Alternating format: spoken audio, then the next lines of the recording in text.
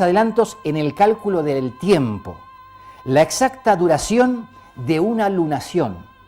Estamos hablando de una civilización anterior a Cristo, 3000 años antes de Cristo. Calcularon la revolución sinódica de Venus, a través de la cual consiguieron también la duración exacta de la traslación de la Tierra en torno al Sol, del curso de la Luna y de los planetas con respecto a las estrellas y en exacta posición con la Tierra. Y en este increíble códice que ha sido investigado por científicos rusos, holandeses y alemanes hace escasos 20 o 25 años, en los cuales se ha descifrado una montonada de investigaciones que esta civilización ha logrado, no os podéis imaginar lo que esta gente conocía. Han llegado a definir a través de todo este tipo de datos, porque además la ciencia hoy en día está utilizando, o mejor dicho, refrendando la investigación que en su época estos sacerdotes, astrólogos, astrónomos de esta civilización maya habían descubierto, no sabemos cómo, pero sí habían descubierto y habían dejado patente en ese códice Brezhnev el saber que cada 274.000 años, la cifra parece rápida de nombrar, pero cada 274.000 años se produce una igual posición celeste, posición planetaria con respecto a nuestro hogar cósmico, la Tierra. Esto considero que es trascendental a la hora de que veamos lo que decíamos antes con las pinceladas primeras. Ver cómo de repente por llamarle de alguna manera, mecanismo celeste, esta situación de los astros, estos movimientos constantes, estos personajes, civilización maya, ya habían tenido en sus manos la posibilidad de concretar que cada 274.000 años existe una posición exacta de los planetas con respecto a la Tierra. ¿Qué nos dice esto? Algo realmente interesantísimo. Nos está diciendo que dentro de 274.000 años, claro, nosotros no lo vamos a poder ver.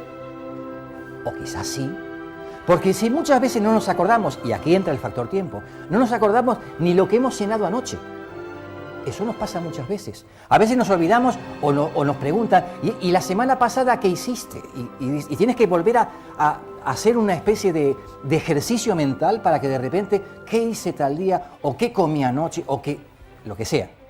Pues mucho menos el recordar lo que hemos hecho hace 274.000 años atrás. Pero sí sabemos que 274.000 años delante hay una similar posición planetaria como la que tuvimos en el momento de nacimiento. Por lo tanto, eso también nos da otra pincelada para analizar, entender el factor tiempo y el factor mente.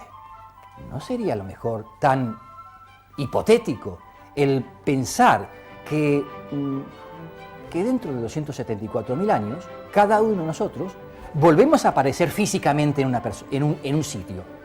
Es decir, si partimos de la base que todo es vibración, si partimos de la base que todos los aspectos astrológicos se van a repetir tal cual, en un momento alguien ocupará ese sitio, no sabemos si nosotros, pero alguien ocupará ese sitio para nuevamente ejercer y pasar por todos los trabajos que esa posición planetaria de un momento determinado con respecto al planeta Tierra, pues van a aparecer. Es realmente interesante esta visión, este ángulo de visión y de concreción de lo que son las investigaciones que tan atrás vienen en el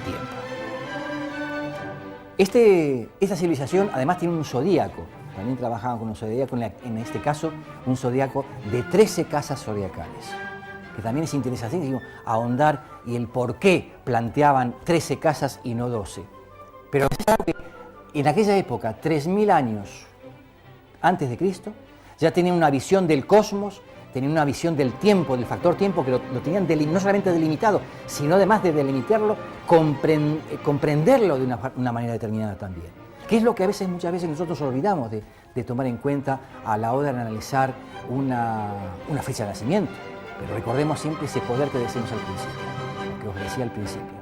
la posibilidad que tiene el propio astrólogo de captar, de paralizar el tiempo en un momento para poder analizarlo, para poder diseccionarlo a tal punto de conocer infinidad de cosas a través de esa posición planetaria. Y dadas estas pinceladas de estos documentos y de esta visión, que para algunos puede parecer un poco estrambótica, pero para el mundo del astrólogo, para el mundo de la astrología, para el mundo que queremos realmente tener en cuenta a la hora de ampliar nuestro campo de ejecución, de visión, de análisis, yo creo que es muy importante.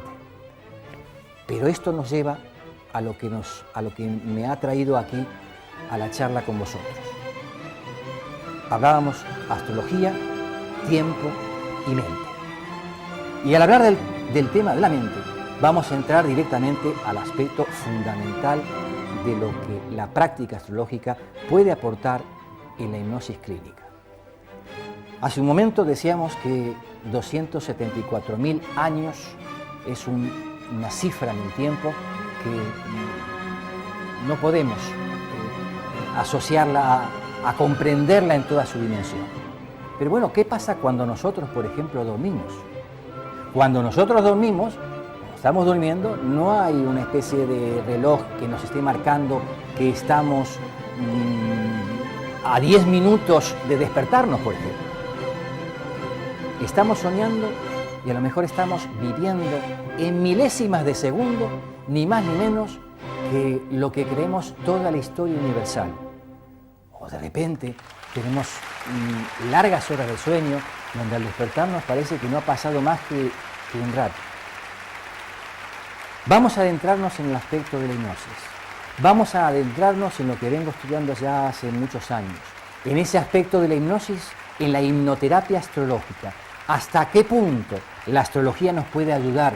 Traer otra herramienta de trabajo para que el hipnólogo y también el que quiere ahondar en la profundidad de todo este mundo astrológico y también hipnológico, podamos con más facilidad adentrarnos en todo esto. ¿Qué es la hipnosis en definitiva? La hipnosis, y vamos a partir de unos elementos básicos, la hipnosis es ni más ni menos que una técnica, como la astrológica, que por supuesto el que la utiliza, que por supuesto el que la pone en funcionamiento, el terapeuta o el astrólogo, tendrá mejores artes o peores artes, tendrá más facilidad o peor facilidad, tendrá ese don innato que también en su propia carta astral, cosa que también nos olvidamos muchas veces, que los astrólogos también tienen que ser refrendados a través de su propio estudio de nacimiento, para saber si realmente tienen capacidad para ello.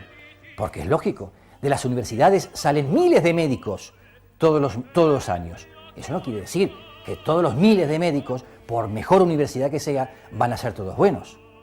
Tendrán sus conocimientos, pero esto nace con una facilidad de, incluso hasta la de comunicación, para poder llegar a ser más perceptivo y ayudarse también, no solamente de los cálculos astrológicos, sino también de esa sensibilidad especial que hace falta en el aspecto astrológico. Pero decíamos, en el tema de la hipnosis en concreto, la hipnosis es una técnica por la cual se produce en una persona un estado alterado de la conciencia.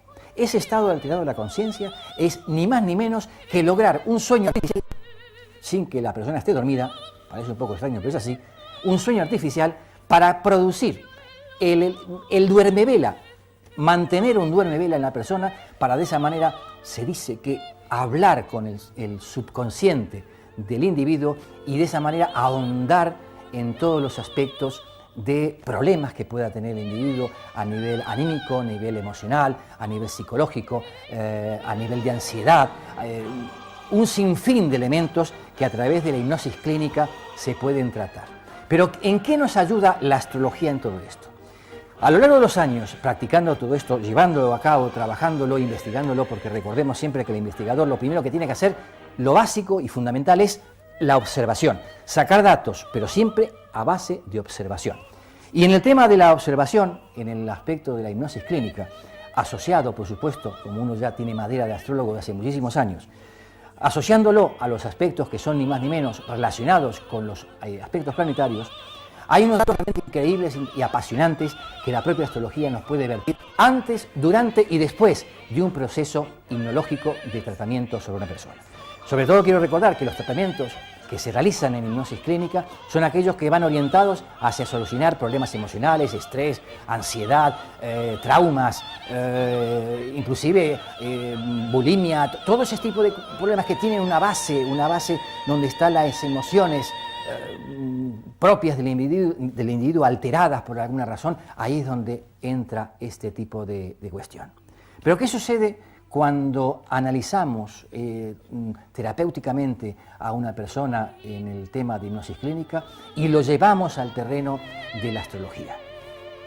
Ahí encontramos realmente cosas realmente apasionantes por distintas cuestiones.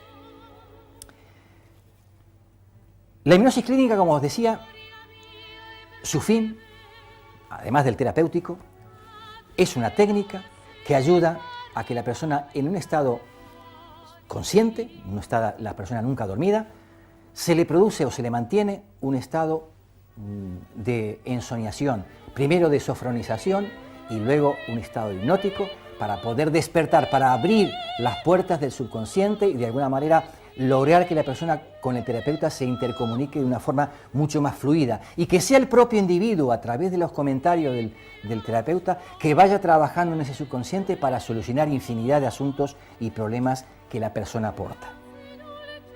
Aquí entra uno de los elementos básicos y fundamentales de la astrología, el sector número 12, la casa número 12. Que siempre hemos dicho que la casa número 12 es la casa de los enemigos ocultos, de aquellas cosas que el individuo no puede controlar, del inconsciente de la persona. Por lo tanto, cuando vamos averiguando, vamos analizando, trabajando sobre una persona con estos problemas, analizar el sector número 12 es fundamental. Pero hay elementos más, que son los que vengo investigando y que, por supuesto, en una conferencia o un congreso como es tan magnífico como este, no nos da cabida de tiempo de explicarlo todo, pero sí voy a dar los datos principales de dónde se extrae y qué se ha extraído con todo esto. Sector número 12, importantísimo porque ahí, según los planetas implicados, según la cúspide de este sector número 12, en qué signo caiga, nos está dando una visión importante de la técnica a adecuar sobre el individuo afectado. Porque no es lo mismo trabajar una técnica hipnótica en una persona que de repente tenga un sector número 12 con unos planetas intervenidos dentro que sean planetas demasiado violentos, como puede ser el planeta Marte, y que por lo tanto necesita una terapia muy delicada, una técnica de terapia muy delicada a la hora de plantear la respuesta de su subconsciente. Recordemos que está en la hipnosis, lo que se intenta es de entablar un diálogo con el subconsciente del individuo. Y aquí, a la hora de hablar con el subconsciente, estamos despertando fuerzas interiores, sensaciones y emociones internas del propio individuo. Por lo tanto, tenemos que tener muy en cuenta, según la visión astrológica, la situación angular del planeta Plutón.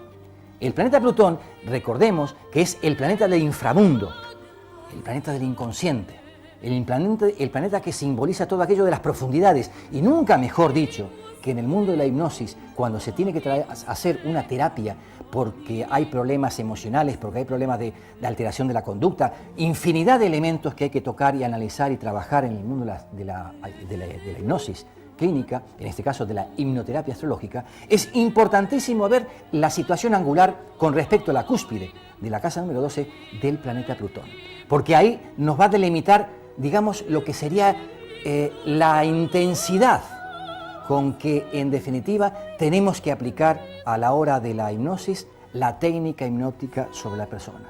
Si realmente hay que hacer una técnica de choque, si realmente hay que hacer una técnica mucho más suave, si hay que hacer una técnica con muchos rodeos para que ese subconsciente salga afuera, aflore todo ese tipo de negatividad o los problemas que puedan acontecer, esa angularidad, repito, del planeta Plutón con respecto a la cúspide del sector